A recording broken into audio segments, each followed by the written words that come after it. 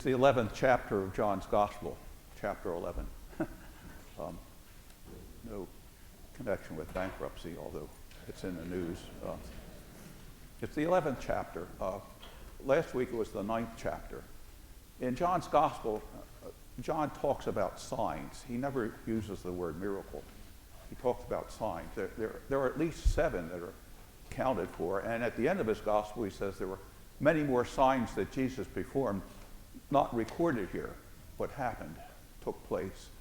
The first, was the changing of the water and wine at Cana in Galilee. The second was right after that, when an official came to Jesus and said, "My son is dying."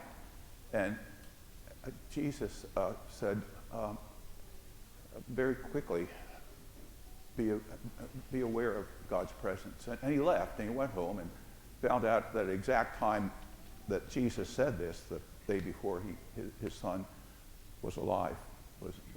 And then right after that, there's the scene in the temple where a crippled man is trying to get, actually it's the pool of Siloam. A crippled man is trying to get to the waters because if you got into the waters, you would be cleansed, and nobody's there to help him in. And Jesus comes by and says, "Pick up your mat and go." The Chosen, one of the episodes, I think last year, The Chosen featured that scene. And then after that, there are 2 miracles around the multiplication of loaves, and then Jesus walks on the water.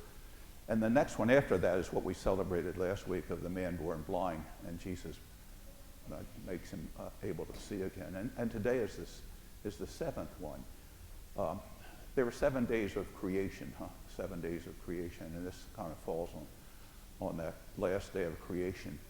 But we know the most important sign in John's Gospel was what happens the next day, the 8th day, Sunday, resurrection, new life, fullness of life.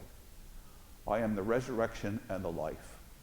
I think of the many funerals that have been celebrated in this room, and I think of that probably the most powerful act of catechesis or instruction happens at funerals, when that very statement, "I am the resurrection and the life."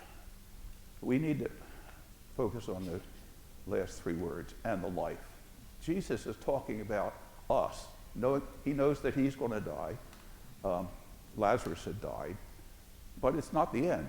There's life. There's the fullness of life that comes after that, the fullness of life. And I think when we celebrate funerals, we don't call them Mass of Resurrection, because resurrection is, for us, is still out there. None of us in this room, and I dare say this, have experienced resurrection.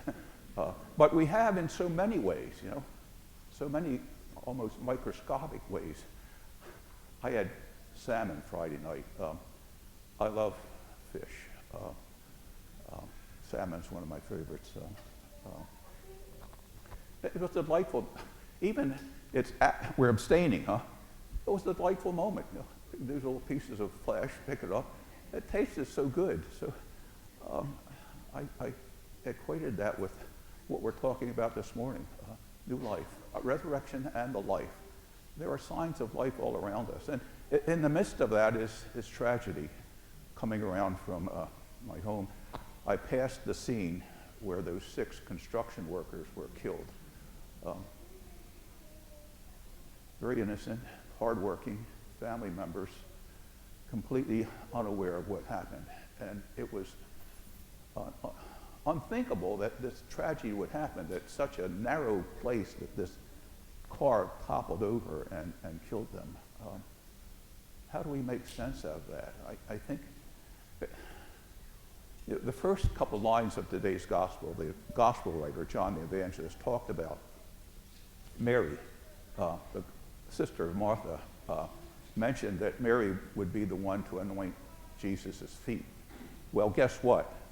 That doesn't happen until the 12th chapter, so it's not already taken place.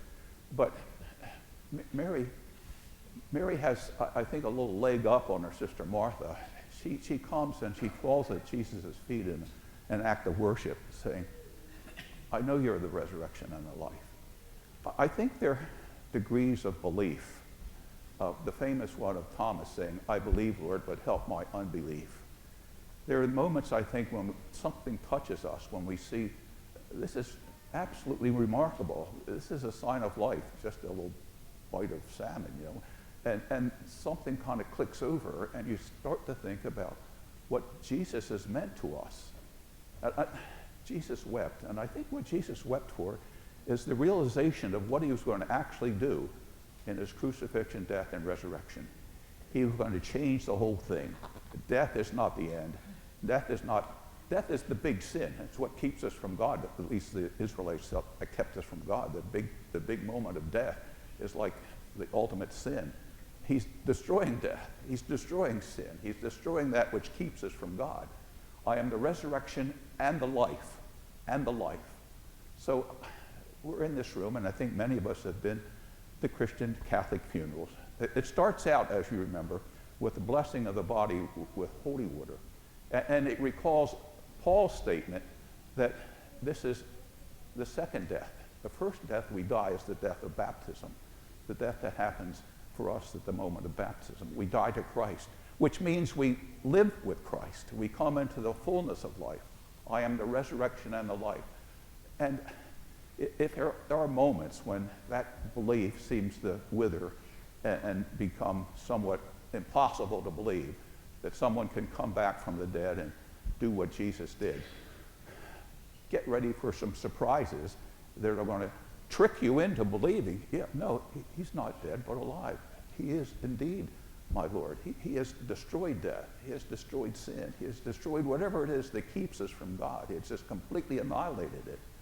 And hold on to that, because it's the fundamental thing that we hold on to, belief that Jesus died, rose again, and it's contagious. He passes it on to us.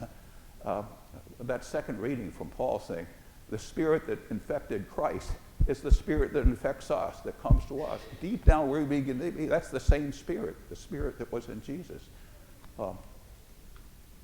Michael and Ting and Martine and Ann, 13 days from now, you're going to experience the outpouring of that spirit. It might be baptism. It might be the impression of faith.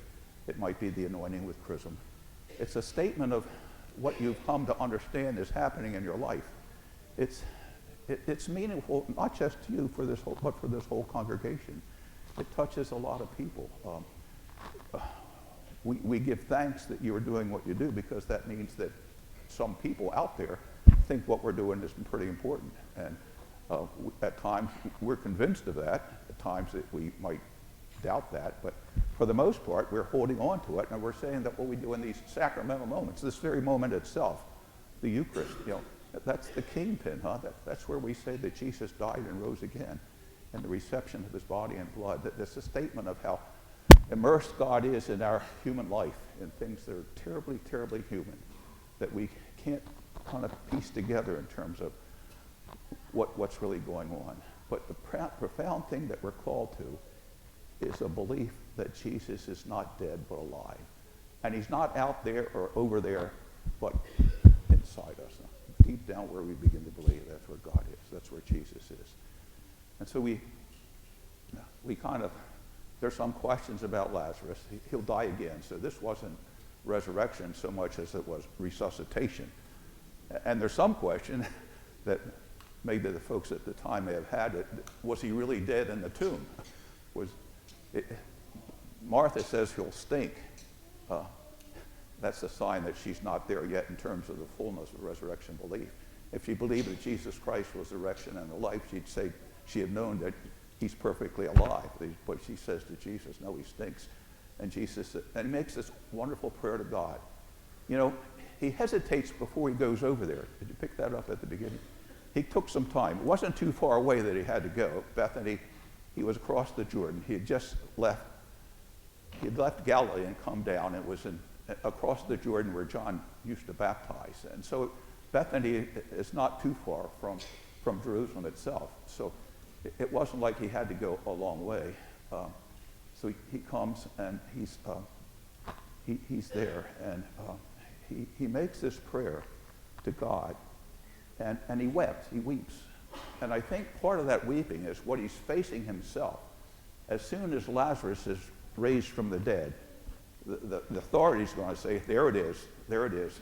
He's making himself God. He's guilty of blaspheming. He's guilty of the thing they accused him of in one of those signs is blasphemy. He says that he's God. He's blasphemy. He's guilty of blasphemy. And so they want to stone him. They want to stone him. The disciples say, don't go there. You're going to be stoned. And he says to himself, I know what's going to happen. I know it's going to be somewhat shocking and revolutionary. Let's take the time to try to process this before we just jump in and you're out of here. So it's that time of scrutiny, that time of self-searching, that time of saying what's going to happen. 13 days from now, it's going to happen.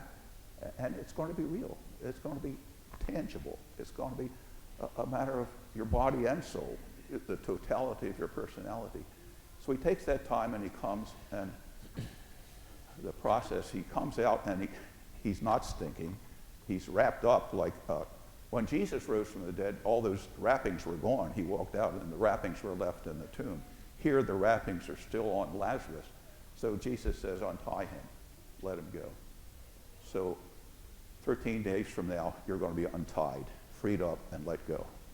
Thanks for being with us when you do that, and we hope we can take part in that 13 days from now. So please stand now for the scrutiny.